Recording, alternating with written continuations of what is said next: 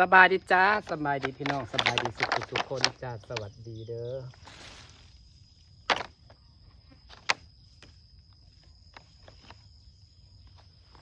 สวัสดีตอน17 นาฬิกาพี่น้องค่ำเลยไปซื้ออุปกรณ์มาเดินระบบน้ำพี่น้องเอ้ยเบิดนี่อุปกรณ์เดินระบบน้ำเพราะว่าน้ำนะครับสิเดินพุ่นได้เดินอ้อมพุ่นไปลงฝั่งฝุ่นหัวน้ำมันต้องลงฝั่งฝุ่นเวลาเขาเปิดน้ำลงนะเขาเปิดโซลาร์เซลล์ลงนะมันต้องลงฝั่งฝุ่นเลยให้มันไหลมาแล้วมาออกระบายออกทางนี้แหละน้ำมันสิหมุนเวียนแบบนั้นเลยเศษให้น้ำเขาบดเสียให้น้ำบดเสียนะน้ำใหม่ลงพุ่นน้ำเสียออกพี่เดี๋ยวคนละมุมมันเด้พี่น้องก็เลยสิมาต่อซื้อมากกันเบิดลายเติบอยู่พี่น้องแต่ก็เห็นให้มันแล้วบางในพี่น้องสะออนความนิ่มของงานวันน้อยนะมึงเนี่ยขัดวะนิ่มไปดีแต่ว่าปลาตีนย่างได้เลยปลาตีนย่างเด่นได้เลยแต่เขาก็บริจ้างดอกพี่น้องเห็ดเองส่วนใหญ่นั่งมันไม่ได้เห็ดเองนี่กะพยายามเห็ดเองเห็ดเป็ดนี่นะเห็ดยังก็ได้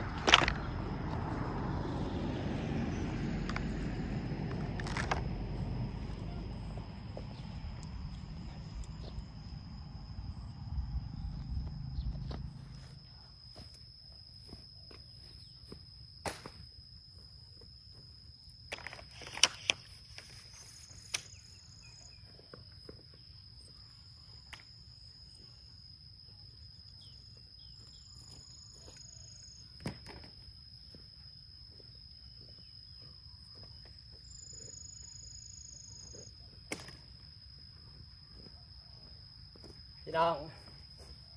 ซื้อมา7 เซนก็สิพอบ่พอว่ามันกระยาวเติบนะ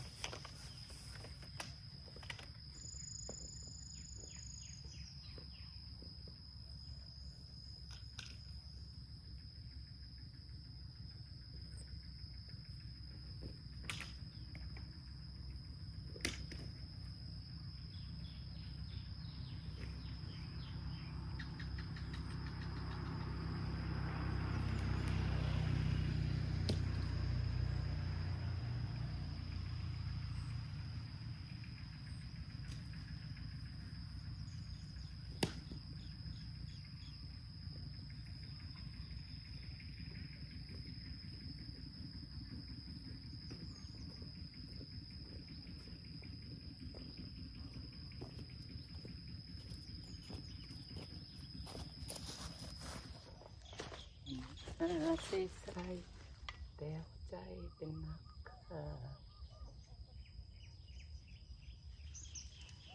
พี่น้อง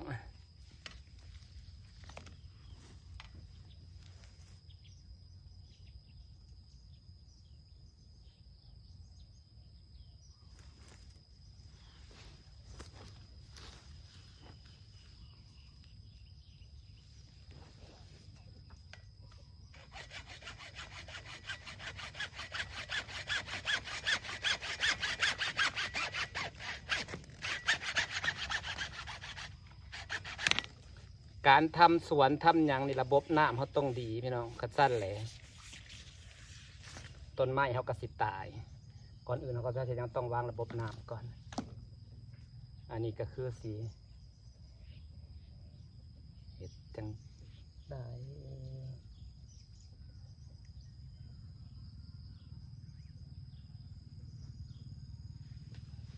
ต่อยาว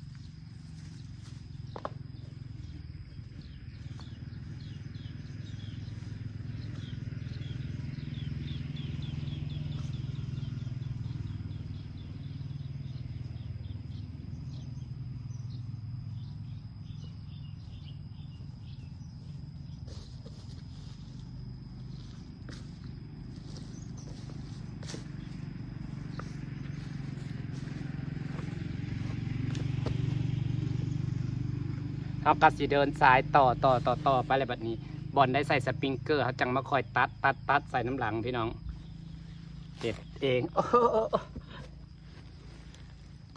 นี่แหละพี่น้องต่อไว้ต่อยาวๆไปละกะบาดบอลนะสิใส่สปริงเกอร์จะตัดใส่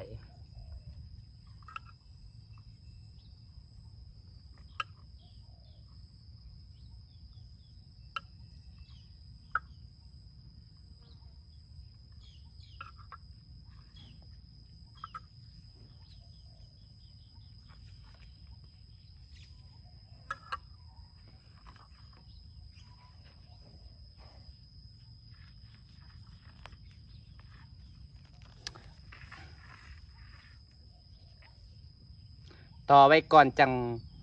เห็ดวางพอแล้วจังฝังบัดเดียวพี่น้องก็ต้องฝังเนาะเวลาหยาขึ้นมาจังบ่เห็นท่อมันก็สีงามระบบน้ำนั่งในถั่วบริเวณสวนนี่พี่น้องเพราะว่าต้องวางระบบน้ำดีๆหน่อยต้นไม้ให้เจ้าจะได้สมบูรณ์จะได้งามพี่น้องขำแล้วฝ้าเห็ดฝ้าแล้วพี่น้องจ๋า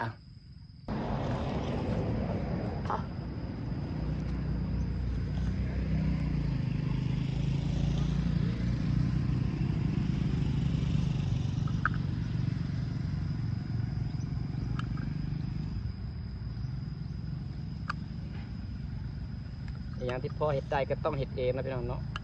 ในเมื่อเขาหมักเห็ดอันนี้ก็ต้องเห็ดเองให้มันได้บางสิ่งบางอย่าง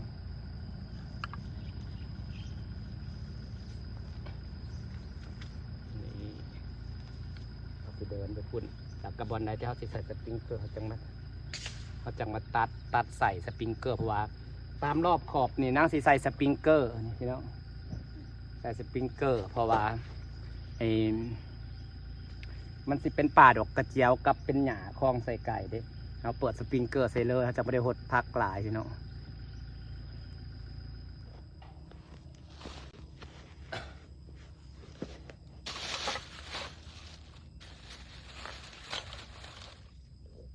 เอาสิมาเห็ดหัวสปริงเกอร์พี่น้อง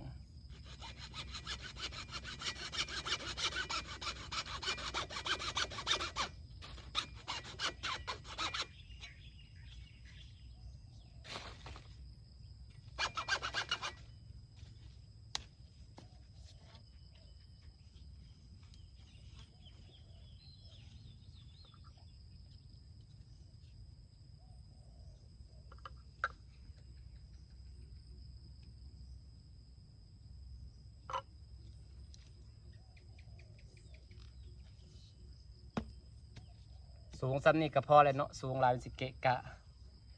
เป็นหัวสปริงเกอร์นะจ๊ะ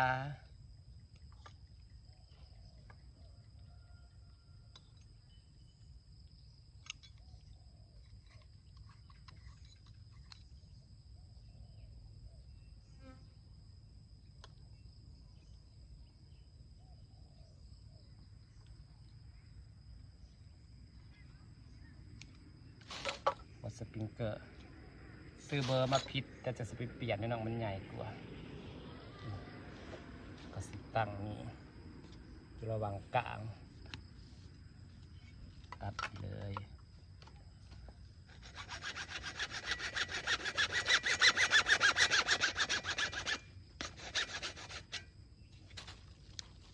ต่อไปกะในเมื่อเห็ดเป็นวัตถุอย่างต่อน่าอยากได้ไอเครื่องเชื่อมเครื่องตัดเหล็กก็น่าสิมาเฮียนเชื่อมเหล็กเชื่อมยังเห็ดยังเองมันต้องจ้างสร้างพี่น้องจ้างสร้างได้มันแพง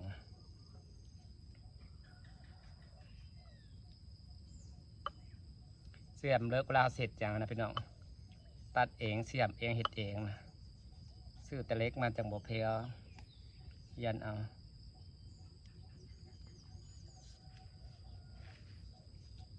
นี่มันจะเป็นสปี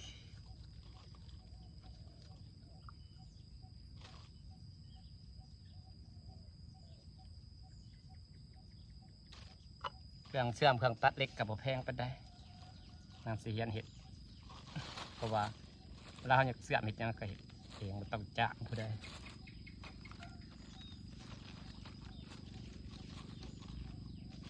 เป็น สปริงเกอร์เอาใส่ท่อใหญ่เพราะว่าเครื่องปั๊มน้ำเขาแห้งอยู่เป็นแรงดันน้ำพี่น้องนี่เอากระสีตั้งสปริงเกอร์พุ่นสปริงเกอร์มีตั้งเบิดหาเพราะว่ามันสิเป็นป่ายดอกกระเจียวเดี๋ยวซีเรียลโฮสตลอดครับเปิดสปริงเกอร์โฮสเลยกับอย่างไรเด้โซนนี้ก็เลยสิใส่สปริงเกอร์พี่น้อง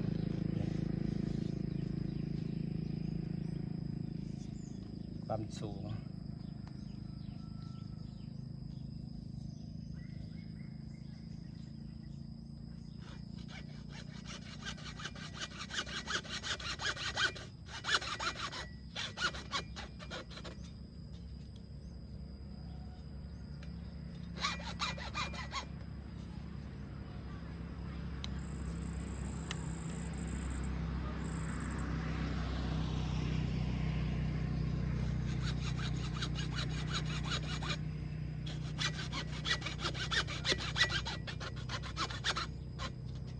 สะพานนักเกษตรเองนะจ๊ะเศร้าไม่ไผ่เห็ดแล้วก็เห็ดสะพานแล้วเราก็สีมาเห็ดเองข้างพุชชานี่ได้เห็ดจะบ้านหนอลำต้นมันก็โอเคเลยเด้ปีหน้าเขาบอกจะเห็ด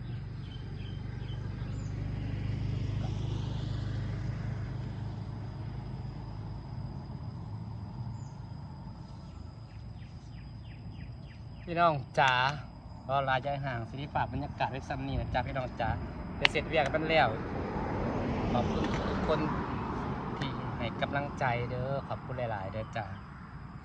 ฝากขายเป็นกำลังใจนั่งนี่เจ็ดออดแอดจุดพุทธิยาแล้วพี่น้องเอ้ยสู้เสื้อนี่มาพิษเป็นเบอร์ใหญ่เปลี่ยนอยู่นี่จะไปเปลี่ยนเพิ่น